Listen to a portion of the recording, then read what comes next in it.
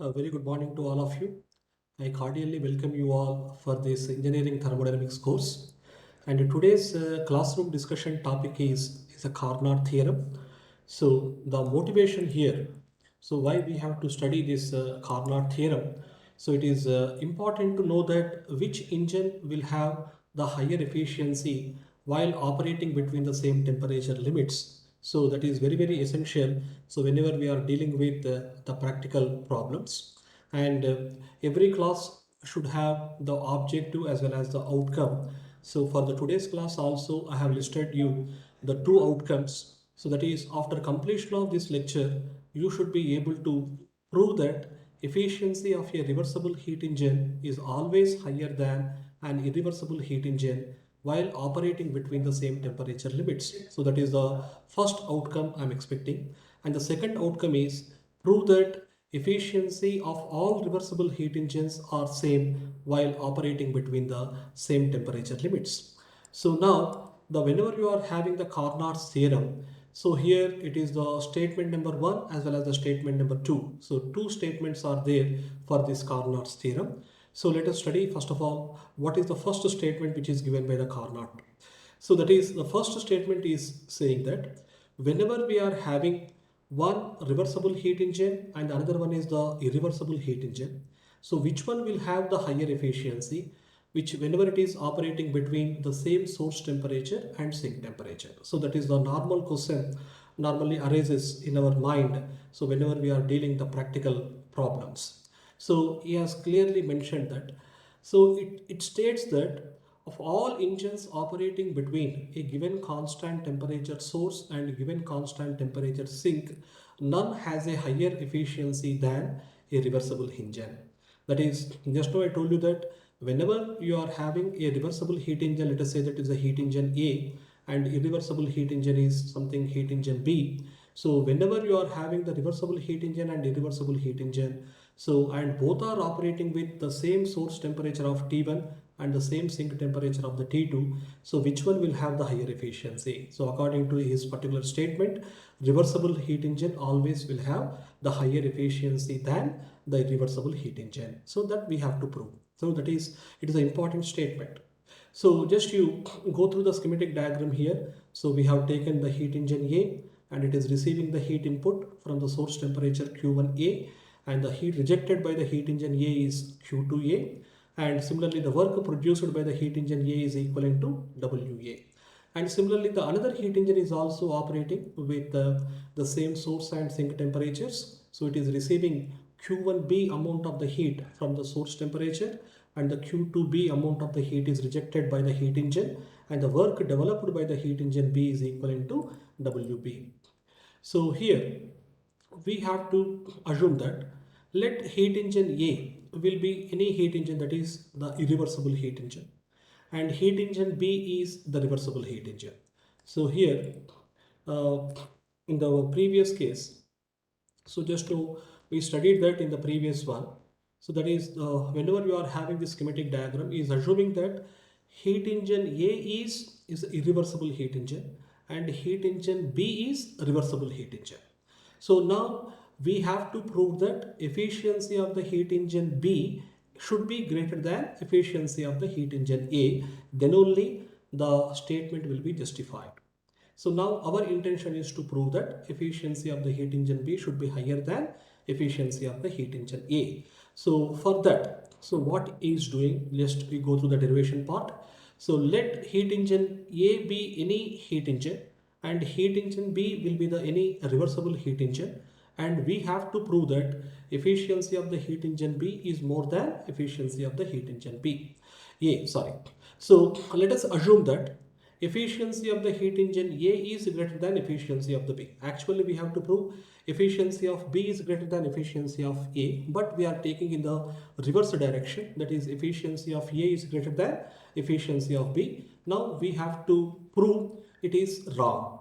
Now we have to prove it is wrong. So whenever we are proving NA is greater than NB is wrong, automatically NB should be greater than NA. So that is, we are going in a reverse direction. So let we are assuming that the heat input is same. It is just you go through the previous schematic diagram here. So the Q1A and Q1B, so both are same because the Q1A and Q1B are receiving the heat input from the same source temperature of the T1, and we are assuming that Q1A is equivalent to Q1B is equivalent to Q1. So now whenever we are assuming that efficiency of A is greater than efficiency of the B, so now just you apply the efficiency formula, that is the work done by the heat supplied. So WA by Q1A is greater than WB by Q1B. So in the denominators here, we are assuming that Q1A is equivalent to Q1B. So automatically whenever both are same in the denominator, so the numerator will become like this, that is the WA is greater than WB. That is the work produced by the heat engine A is greater than the work produced by the heat engine B. So then how can we draw the schematic diagram when WA is greater than WB? So then we can draw the schematic diagram like this. So the consolidated diagram will be something like this. That is, since WA is greater than WB, the net work produced by both the heat engines will be equivalent to WA minus WB. So since we assumed that Q1A is equivalent to Q1B is equivalent to Q1, so automatically whatever the heat which is basically rejected by this particular the heat engine A, heat engine B, that is here it is a reversible heat engine. So that is the Q1B is rejected by the heat engine B. So the same amount of the heat is going to the heat engine A. So once again I am repeating. So because heat engine B is a reversible, we are assuming heat engine A is irreversible heat engine. So here the Q1B amount of the heat is rejected by the heat engine B because it is a reversible. So the same amount of the heat is going to the heat engine A without any the source. So that is here whenever we are doing like this, the source is eliminated. So whenever the source is eliminated, so both the heat engines are basically operating with only the single thermal energy reservoir. So is it possible according to the second law of thermodynamics? No. So it is basically violating the second law of thermodynamics. It is basically giving us PMM2 statement. That is the PMM2 perpetual motion machine of the second kind type. It is very impossible in the actual practice. That is according to the Kelvin Planck statement, the heat engine will not work with single thermal energy reservoir. Minimum two thermal energy reservoirs are required if the work is to be produced by the heat engine. So since it is leading to the violation of the second law of thermodynamics or PMM2, so whatever the assumption we have taken at the initial state, that is the NA is greater than NB, is proven to be wrong. So then automatically we can say that NB should be greater than or equivalent to NA. That is, efficiency of a reversible heat engine should be greater than efficiency of the irreversible heat engine. So that is justified here. So similarly, the second statement of the Carnot theorem is, so in the previous case we have taken one reversible heat engine and the second one is irreversible heat engine. But in the second case we have taken both engines are basically reversible heat engines only. So then which one will have the higher efficiency? So automatically we can say that when engine A and engine B both are reversible heat engines according to the same temperature limits, then both engines will have the same efficiency. So that also to be proven from the same schematic diagram. So the same thing here, it has written the efficiency of all reversible heat engines operating between the same temperature levels is same. That is NA is equivalent to NB because NA is also, that is A is also a reversible heat engine and B is also a reversible heat engine. So automatically both engines will have the same efficiency. So like this, we are able to state and prove the Carnot theorem number 1 and Carnot theorem number 2.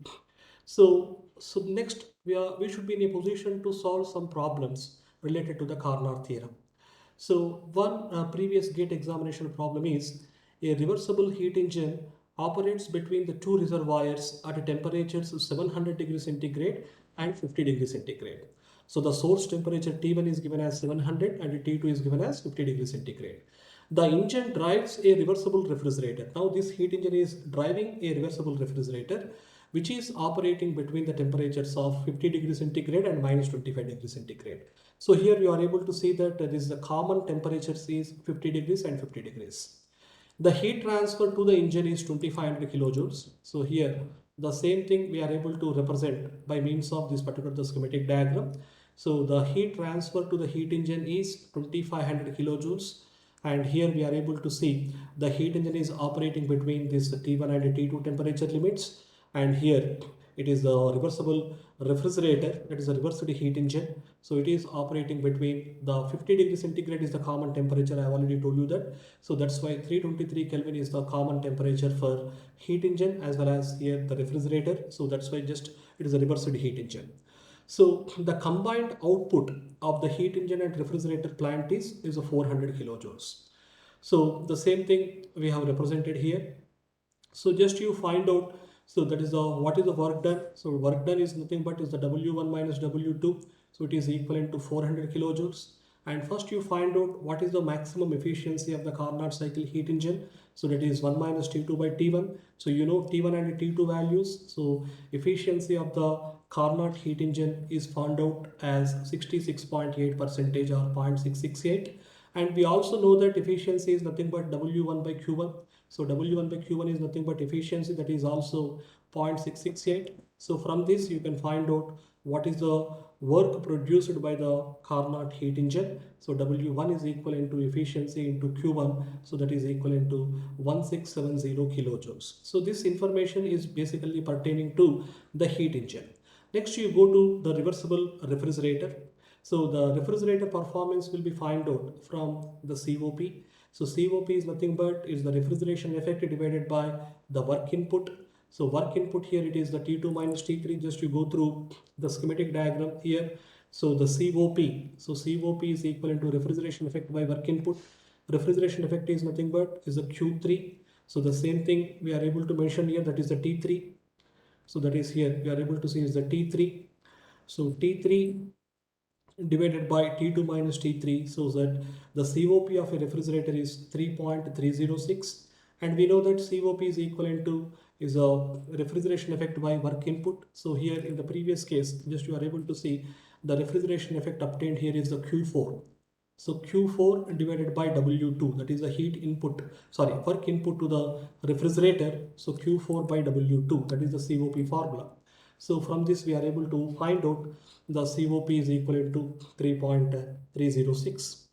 And from this just you find out what is the value of heat rejection to the 50 degree centigrade reservoir. So that is Q2 plus Q3. So why it is Q2 plus Q3, just you go through here. So 50 degree centigrade reservoir is like this. It is a 50 degrees, that is nothing but 323 Kelvin. So what is the heat transfer to the 50 degree centigrade reservoir? That is the first question. So just you are able to see is the Q2 amount of the heat is added to the 323 Kelvin, which is nothing but 50 degree centigrade. And similarly Q3 amount of the heat is also added to the 50 degree centigrade reservoir. So totally how much amount of the heat is transferred to the 50 degree centigrade reservoir or 323 Kelvin? It is nothing but Q2 plus Q3. So the same thing I have represented here. So Q2 plus Q3, so that is equivalent to 6298.6 kilojoules. So like that we are able to solve some problems based on the Carnot cycle. So I hope you understood the concept of the Carnot theorem. So that is the whatever the outcomes I have listed, so that can be easily proved. That is the efficiency of all reversible heat engines will remain same while operating between the same temperature limits, and efficiency of reversible heat engine is always higher than an irreversible heat engine while operating between the same temperature limits. So that is, these are the statements which are given by the Carnot's theorem. I hope you understood the concept of the Carnot theorem. So we will meet you once again in the next classroom discussion topic. Thank you very much for attending this lecture. Thank you.